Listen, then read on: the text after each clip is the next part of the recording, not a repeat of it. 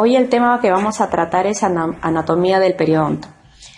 Lo he subdividido en dos partes: anatomía macroscópica y anatomía microscópica. Entonces, ¿qué es la palabra periodonto? Peri, alrededor, odontos, diente. Entonces, ¿cuál es la función que va a tener el periodonto? Va a ser unir el diente en el tejido óseo de los maxilares y mantener así también la integridad de la superficie de la mucosa masticatoria de la cavidad oral. El periodonto va a ser subdividido por su función. Vamos a tener el periodonto de protección, que es la encía, y el periodonto de sustento. Nos va a ayudar a que la pieza esté dentro del proceso alveolar. Vamos a tener el ligamento periodontal, el cemento y el hueso. En lo que es y lo que respecta a la anatomía macroscópica del periodonto, vamos a tener la mucosa oral. La mucosa oral está dividida en mucosa masticatoria, mucosa especializada y mucosa de revestimiento. En la mucosa masticatoria tenemos nuestra encía y la mucosa del paladar duro. En la especializada tenemos el dorso de la lengua. Y en la mucosa de revestimiento todo lo que no está considerado en lo anterior. Entonces, la encía es la parte de la mucosa oral que va a recubrir el proceso alveolar circundando la parte cervical de los dientes. Tenemos en la encía marginal libre, que ahora vamos a ver el dibujo, el esquema, la papila interdental y la encía adherida. Entonces, como pueden observar, tenemos nuestro punto de contacto, tenemos nuestra papila, tenemos la encía marginal libre. La encía marginal libre va desde el margen gingival hasta el fondo del surco gingival. La encía adherida va a ir desde el surco gingival hasta la línea mucogingival. Y el epitelio de unión es el que vamos a encontrar desde el surco gingival hasta parte del cemento radicular, que esa es la parte que va unida al cemento radicular. En esta anatomía macroscópica del periodonto tenemos, como ya mencioné, la encía interproximal, y esta encía interproximal generalmente tiene una forma piramidal y un formato de col que lo vamos a observar en las regiones posteriores, tanto en las premolares como en las molares.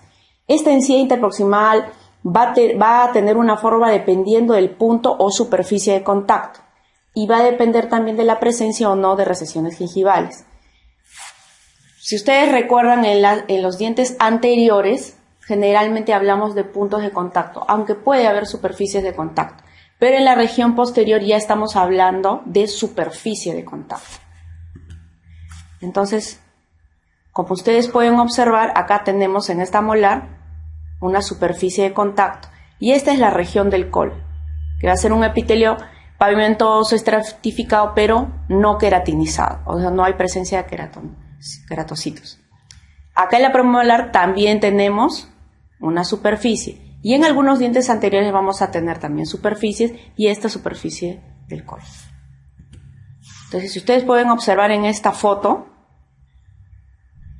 ven acá, posexodoncia, nuestra superficie col. Y acá pueden ver.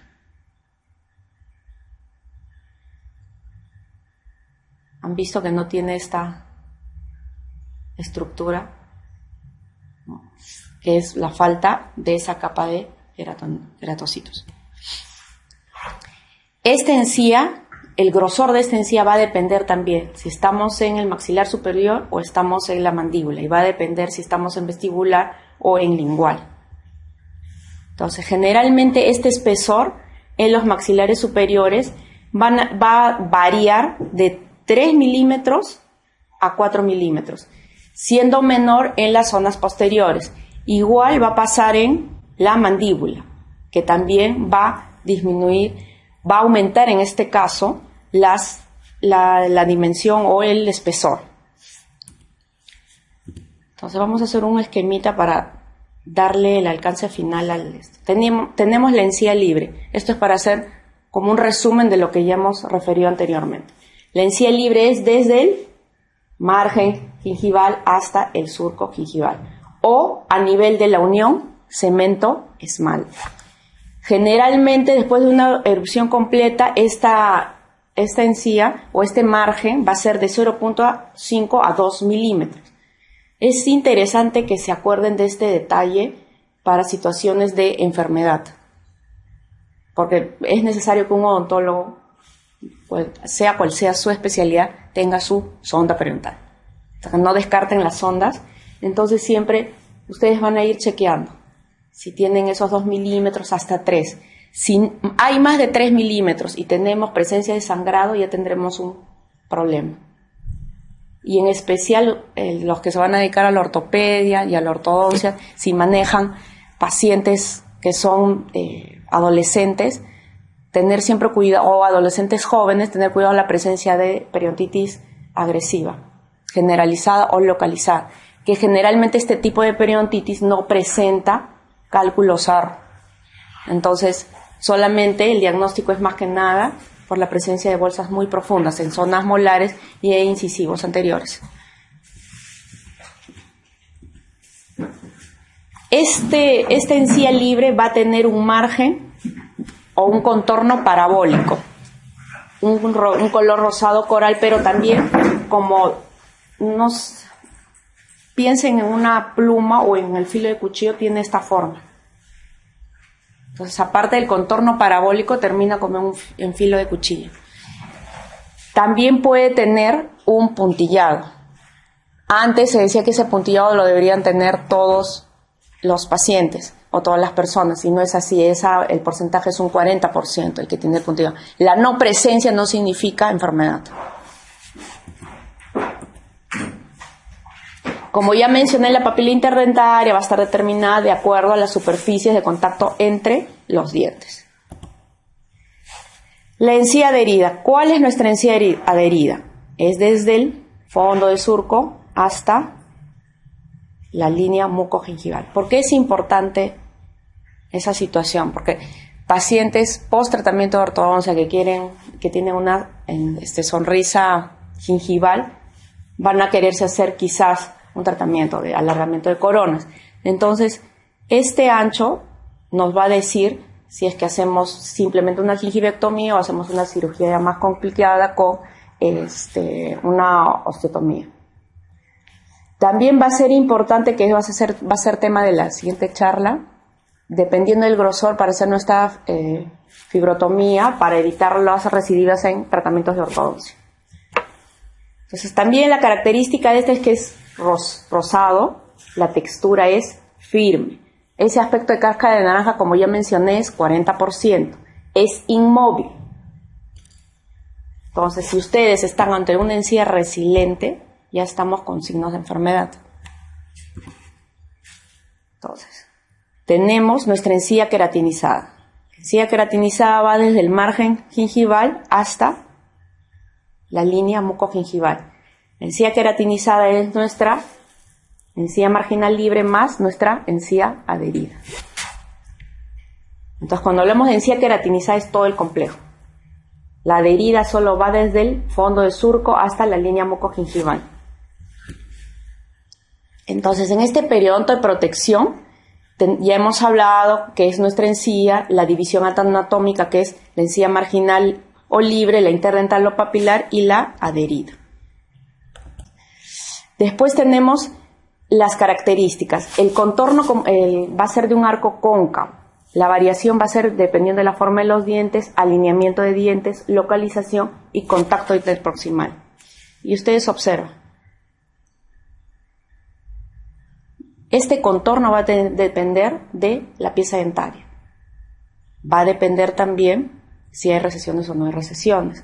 Va a depender también si hay un apiñamiento.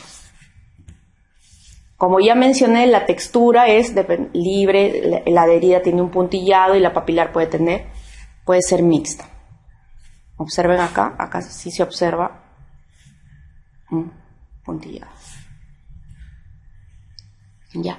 Estos puntillados es porque existe microscópicamente una función entre las crestas epiteliales de la superficie del epitelio y las papilas del tejido conjuntivo. Entonces, acá van a ver. Por eso es que se puede observar este puntillado hacia la superficie de la encía. Después tenemos en la anatomía macroscópica del periodonto el tejido óseo o el proceso alveolar. Vamos a tener hueso cortical en vestibular y en lingual, un hueso alveolar propiamente dicho, lámina dura, y un hueso medular. Acá tenemos en este corte el hueso cortical, el alveolo y el hueso medular. Y acá tenemos la lámina dura. Vamos a tener también fenestraciones y dehiscencias, que a veces por efectos de un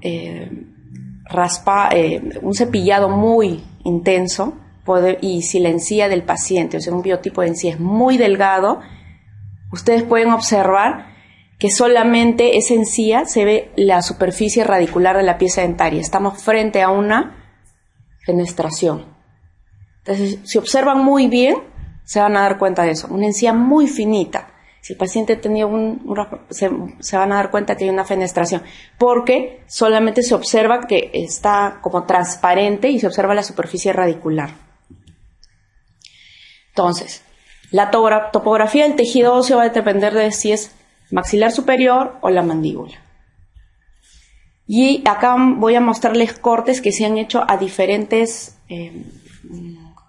de la superficie radicular, tercio coronal, tercio medio y tercio apical, ¿no? Para que puedan observar cómo va cambiando el proceso alveolar, la lámina, el hueso medular, la cortical.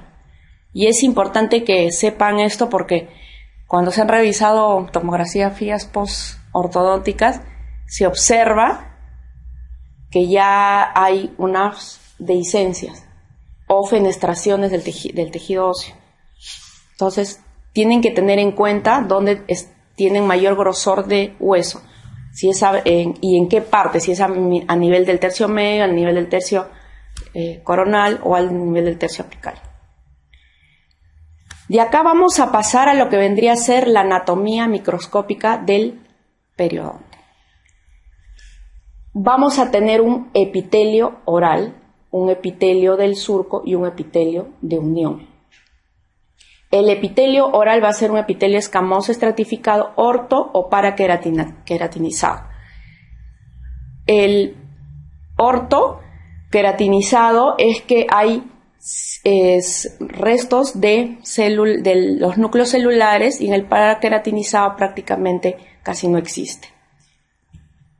Entonces, si ustedes observan esta imagen, vamos a ver que el epitelio oral va desde el margen gingival hasta la ranura que hay acá. Y este epitelio oral va a constar del epitelio del surco, que es esta parte interna del margen gingival, y el epitelio de unión, que es la parte donde se une nuestra encía a la superficie dentaria. Y también vamos a tener que este epitelio oral tiene el tejido conjuntivo. Es importante esta zona porque en esta zona tenemos 10 tipos de haces fibrosos que conforman o que hacen que la encía vaya pegada hacia la superficie radicular o superficie dentaria, que también haga esa adherencia entre el hueso y esta parte de la encía de acá. Entonces es importante tener esto en cuenta porque más adelante, cuando hagamos la segunda clase, vamos a hablar qué tipo de fibras es necesario a veces recortar para evitar la recidiva ortodóntica. Entonces, el epitelio oral, como ya mencioné, es un estratificado queratinizado, que va a tener 4 capas: la basal, que es esta, la espinosa, la granulosa y la queratinizada. Como ya mencioné, el epitelio oral es por fuera queratinizado. Hemos hablado de encía queratinizada.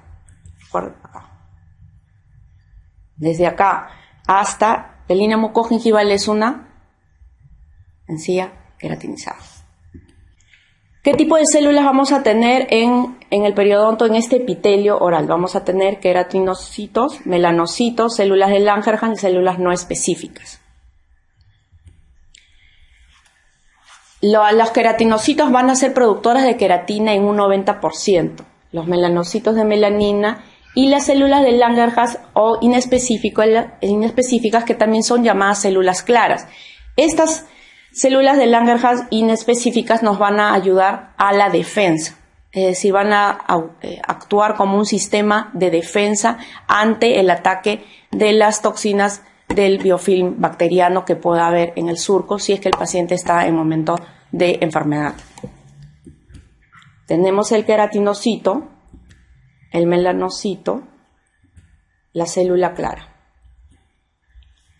Entonces, los estratos que ya mencioné, tenemos el estrato basal, el estrato espinoso, el estrato granuloso y el estrato córneo. Entonces acá podemos ver nuestro estrato córneo, vamos bajando el granuloso, el espinoso que tiene como espiculitas y nuestro estrato basal. Entonces, este epitelio oral, como ya mencioné o vieron en la figura anterior, va a recubrir la cresta y la superficie externa de la encía, tanto marginal, libre como adherida. Ya mencioné que es también un epitelio estratificado queratinizado y paraqueratinizado y las presencias de esas crestas epiteliales. Si observaron en el dibujo anterior, ven como esta presencia de crestas que no hay en el epitelio del surco ni en el epitelio de unión. Y el epitelio oral del surco, como ya mencioné, no va a tener estas crestas epiteliales. Va a tener una camada o pocas capas de células y va a revestir las paredes del surco gingival. Está, como ya mencioné en el dibujo anterior, está hacia adentro. ¿Se acuerdan que hablamos del margen gingival? Pero ahora estamos hablando de la parte microscópica. Esta parte que está hacia adentro del margen gingival. Esta parte está hacia afuera. Como ven, el epitelio es más grueso. En cambio, el epitelio oral del surco es más angosto. Y no tiene estas crestas epiteliales que vemos en el epitelio oral, que va hacia afuera. Entonces, este epitelio de unión tiene una característica, no está queratinizado. Como ya mencioné que no tiene esa capa, no está queratinizado. Las células son de forma más afilada y migran desde la capa basal en dirección a la base del surco. Entonces, como dije, son pocas capas de células. Es importante este epitelio del surco porque es un epitelio que también va a formar parte de la defensa de todo el conjunto de la encía ante la injuria de las toxinas de las bacterias.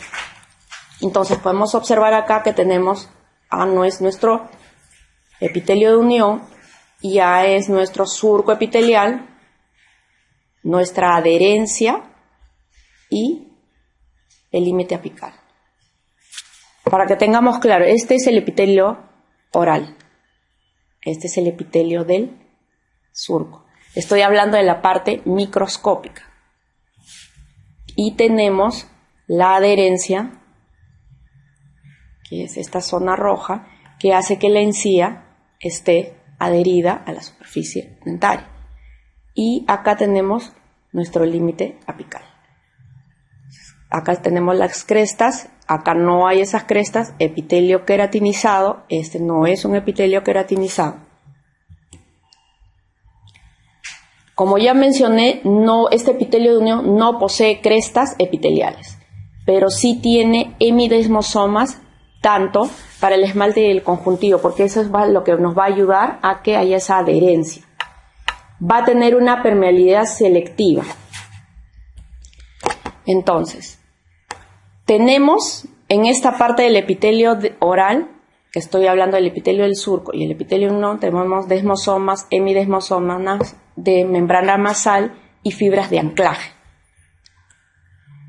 Estos desmosomas y hemidesmosomas van a ayudar a esa adherencia, que son como unas patitas que se van pegando, se adhieren a la superficie dentaria o la superficie radicular.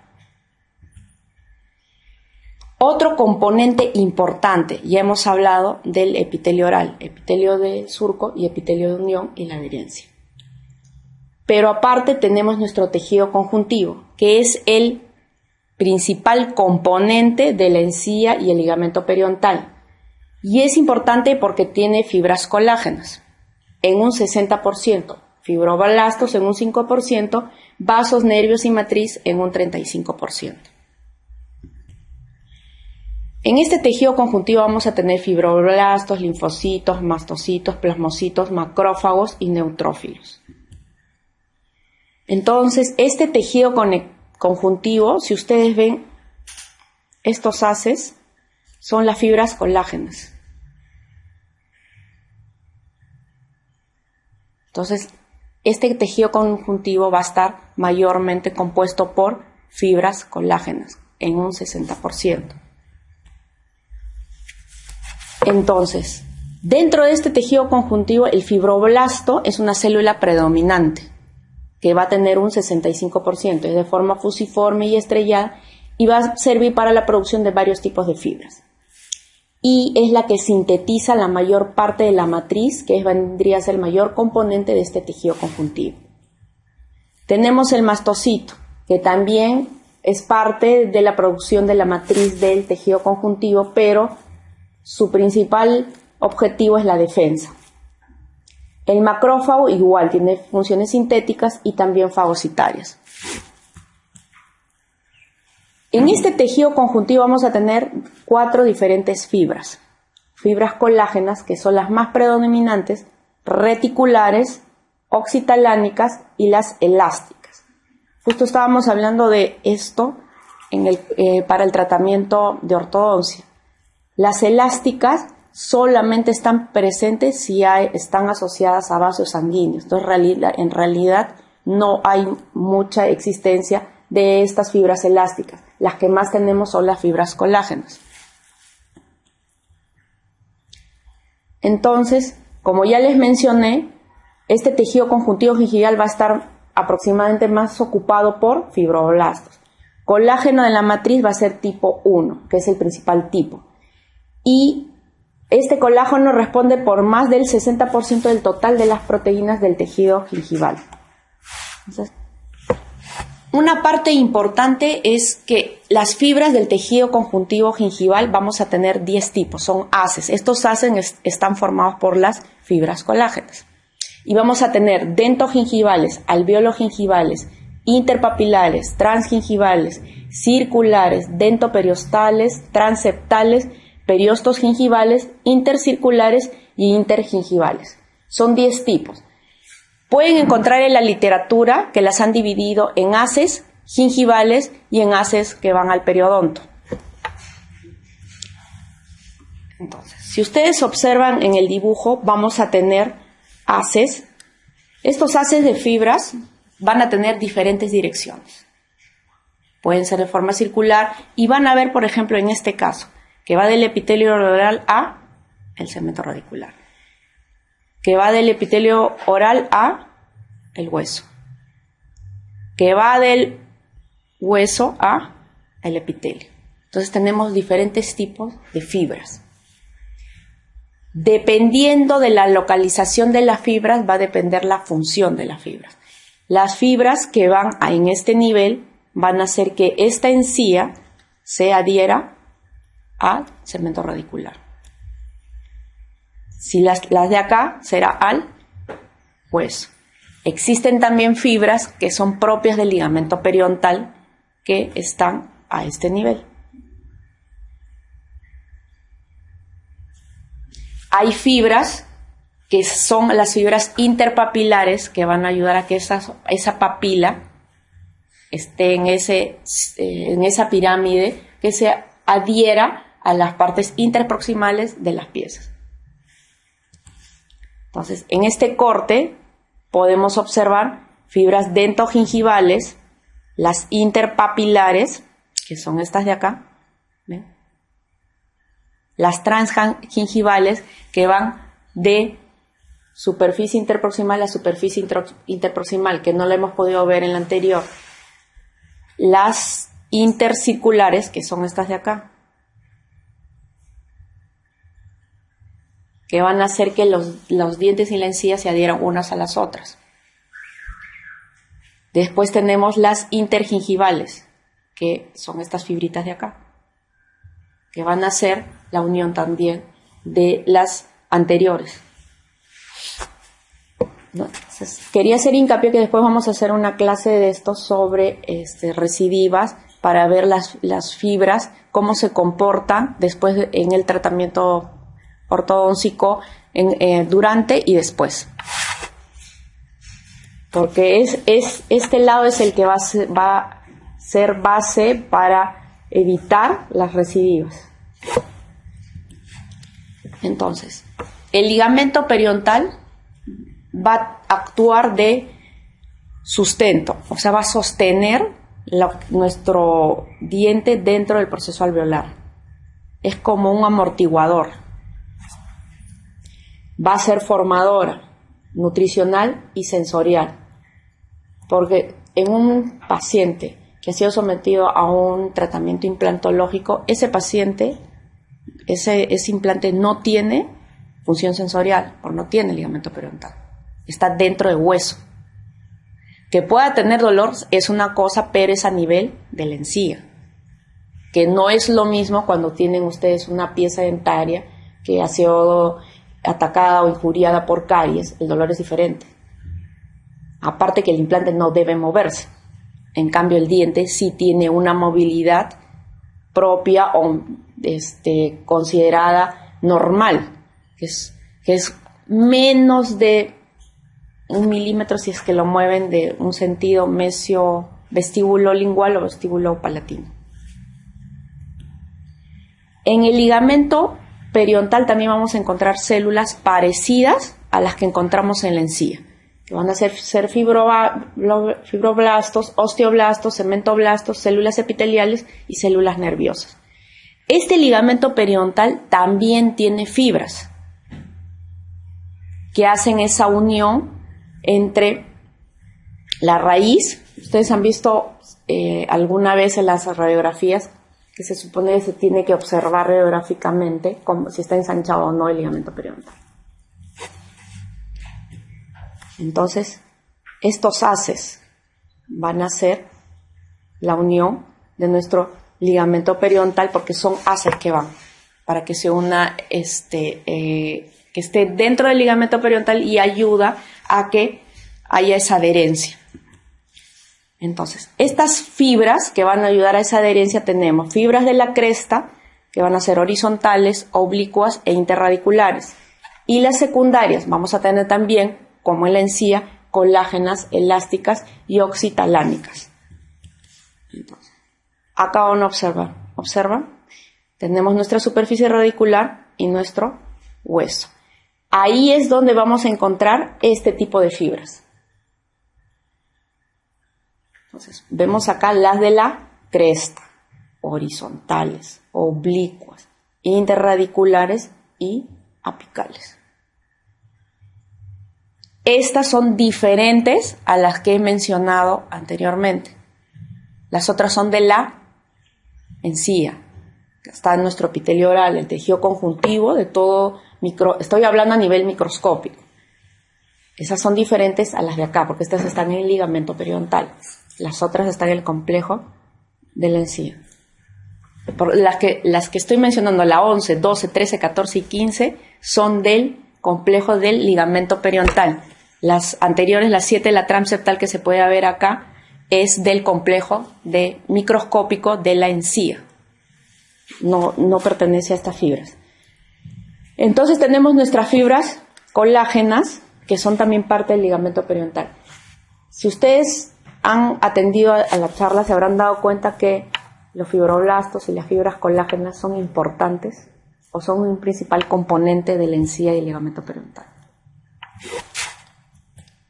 Tenemos las fibras oxitalánicas, que es oxitalánicas, y también las fibras elásticas.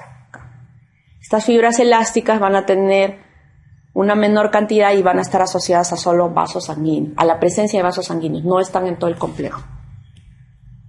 Entonces, el tejido conjuntivo del ligamento periodontal va a tener colágeno tipo 1, va a ser altamente vascularizado y va a tener una comunicación con la médula ósea a través de los canales de Volmer. El espesor es de 0.25, muy pequeño. ¿En qué nos ayuda? Distribuye las fuerzas al momento de la masticación. Por eso es importante el ligamento periodontal. ¿Ya? Y va a tener la influencia en nuestra movilidad dental, que es saludable, siempre y cuando sea menos de 1 milímetro, ¿no? Tenemos en otro componente de nuestro complejo periodontal. Ya hemos hablado de encía. Hemos hablado de que el encía es periodonto de protección. De sustento es ligamento periodontal, cemento radicular y hueso alveolar. Entonces, en el cemento radicular vamos a tener cemento blasto, cemento clasto, cementocitos. El cemento radicular va a hacer que se adhiera las fibras periodontales a la superficie radicular. Entonces, este cemento radicular no va a sufrir reabsorción ni remodelación. Lo que sí va a sufrir una deposición a lo largo de la vida. El componente mineral va a ser hidroxiapatita. Y el espesor va a ser de 20 a 50 micras en la región cervical y mayor en la región apical. Tenemos en este cemento radicular el cemento acelular, que va a ser formado durante la formación de la raíz y la erupción dental. Y el celular, el secundario, que va a ser formado después de la erupción dental y en respuesta a demandas funcionales. Acá tenemos el cemento acelular, cemento periodontal y el diente. Y el cemento celular. En este cemento radicular vamos a tener fibras intrínsecas y fibras de Charpe. Eso va a hacer que haya también esa adherencia. Otro componente importante es el hueso alveolar, que ya mencioné. Mencioné la parte macroscópica hace un momento y ahora vamos a hablar de la parte microscópica.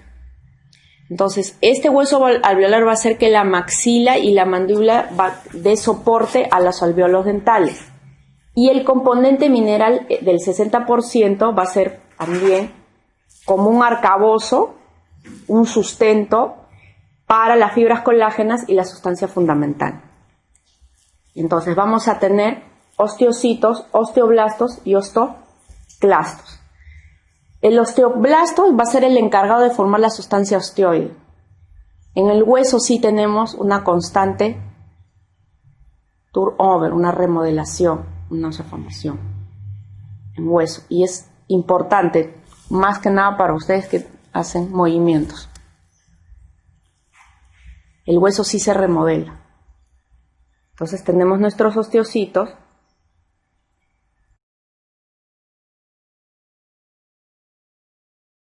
nuestros osteoblastos y los osteoclastos, que hacen la reabsorción del hueso.